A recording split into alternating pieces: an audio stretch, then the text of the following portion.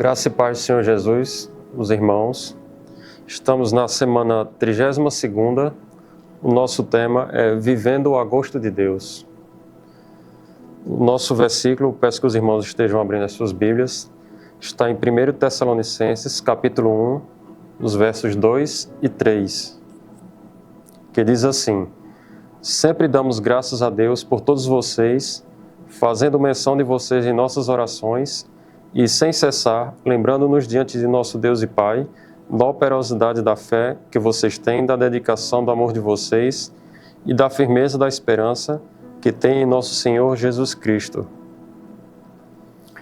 Bom, esse livro de 1 Tessalonicenses é um livro que eu gosto muito. Eu acho muito interessante das riquezas que a gente pode extrair dele. E essa igreja, os Tessalonicenses, Paulo tem um carinho especial por ela. Ele faz alguns elogios muito fortes em relação a ela. Essa igreja, ele teve que sair dessa igreja por motivo de perseguição, mas ele envia Timóteo para saber como essa igreja está, e para surpresa dele, as notícias são muito boas. E Paulo enfatiza essas notícias que ele recebeu. E ele salienta 3 questões, 3 virtudes que os Tessalonicenses tinham. A operosidade da fé, a dedicação do amor e a firmeza da esperança. E ele fala a razão dessas características, né? Ele mostra que eles tiveram um bom exemplo, que eles receberam o Evangelho não apenas em palavras, mas também em poder. E durante a carta ele vai, como tudo que é bom pode ficar melhor, principalmente no reino de Deus, né? O nosso padrão é Jesus. Então, Paulo vai dar um direcionamento de como cada uma dessas coisas podem melhorar, né? E eu queria só que os irmãos pensassem numa ilustração. Pensa que na vida cristã, a estrada é a fé. O nosso combustível é o amor. E o nosso GPS é a esperança, né? A esperança que nós temos.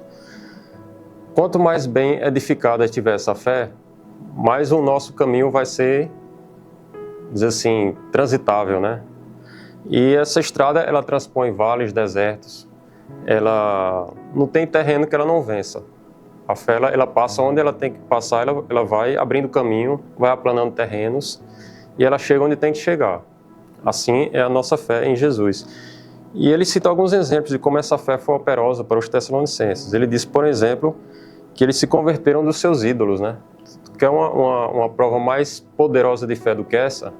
Imagina quantos ídolos a gente pode ter nesse mundo, né? Quanta coisa. E Paulo diz, a fé fez com que vocês deixassem os ídolos e se tornassem adoradores de Deus. Olha que operação profunda, né? No coração, né? Tinha um pregador que dizia que o coração humano é uma fábrica de ídolos, né? Quantos ídolos a gente pode ter? E a fé nos tira desses ídolos, nos liberta deles e nos transforma em adoradores do Deus vivo. E agora imagina que o amor é o combustível, né? O combustível que vai te levar até onde você precisa ir, que vai te dar o gás, que vai te dar energia. Paulo dizia, o amor de Cristo nos constrange, né? Ele faz com que a gente faça aquilo que tem que ser feito. Assim como Jesus deixou o seu trono de glória por nós, por amor, assim como ele foi até a cruz e foi até o fim por nós, e por amor ao Pai, como em obediência, da mesma forma, nós também devemos, em amor, fazer aquilo que é preciso. Ele vai ser o nosso combustível. Tem um outro lugar que Paulo usa a expressão, né? Edificados na fé, aperfeiçoados no amor, né? O amor é o amor de Deus na nossa vida é o que nos leva. Então ele vai dizer que nós devemos amar os irmãos, devemos dar um bom testemunho com os de fora, né? Ele, lá no capítulo 5, no versículo 14, ele vai dizer, admoestando desordeiros, consolando desanimados, sustentando fracos. Olha que coisa tremenda. Isso é o que o amor faz, com que a gente se preocupe com o próximo, com que a gente se preocupe com a igreja, com que a gente não seja indiferente, não se retrai, não seja omisso, né? Tem coisas que precisam ser feitas. Então, esse combustível de Deus na minha vida, a presença do Espírito Santo na minha vida, o resultado do Evangelho, da fé, vai me fazer com que eu me incomode, com que eu faça o que eu tenho que fazer. E por fim ele fala da esperança, né? A firmeza da esperança. Se a gente pensar num GPS ruim, ele vai te dar localização errada e pode até te levar para outro lugar. Ele dá uma localização e leva para outro lugar. Agora imagina um GPS bom, né? Da mesma forma seria a esperança firme, né? Ela te dá a localização precisa e te leva até lá. Então, da mesma forma, quando nós temos uma esperança firme, nós sabemos onde queremos chegar e sabemos que vamos chegar.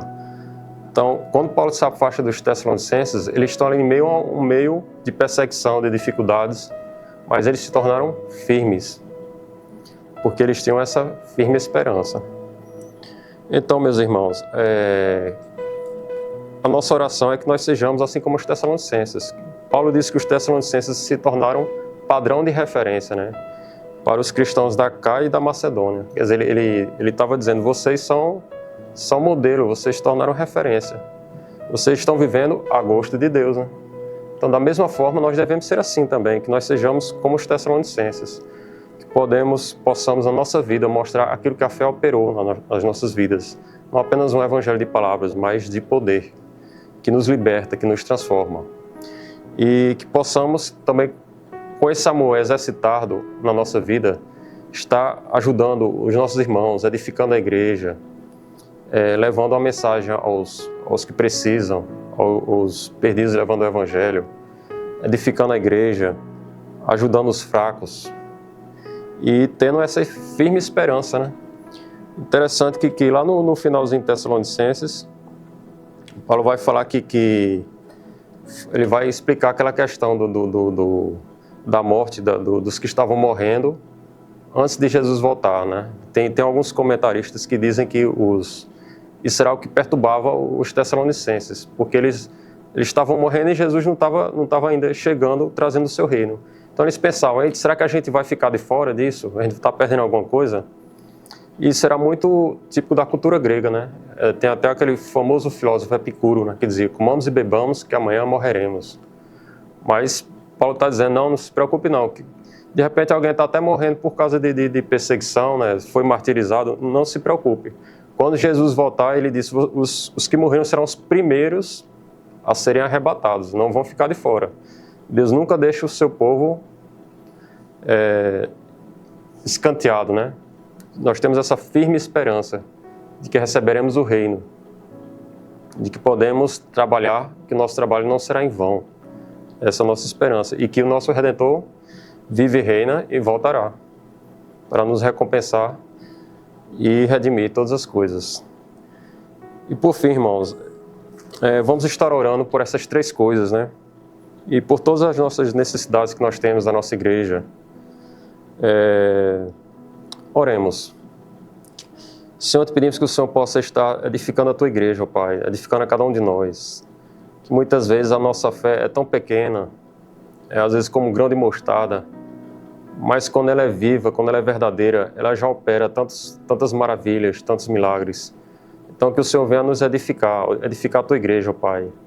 Que a nossa fé possa ser cada vez mais pautada na tua palavra, mais pura, mais viva, Senhor. Que o nosso amor para com o nosso próximo seja atuante, que nós possamos abnegar do que for necessário, abrir mão daquilo que vem atrapalhar e possamos ser impelidos pelo teu amor, Pai. Que sejamos constrangidos pelo amor de Cristo para fazer aquilo que é preciso, abrir mão do que tiver de abrir e fazer o que for preciso, Senhor. Que possamos estar focados na firme esperança que o Senhor nos dá no teu Evangelho. Que possamos não olhar para as coisas deste mundo, mas para as coisas do teu reino, da tua palavra, Pai.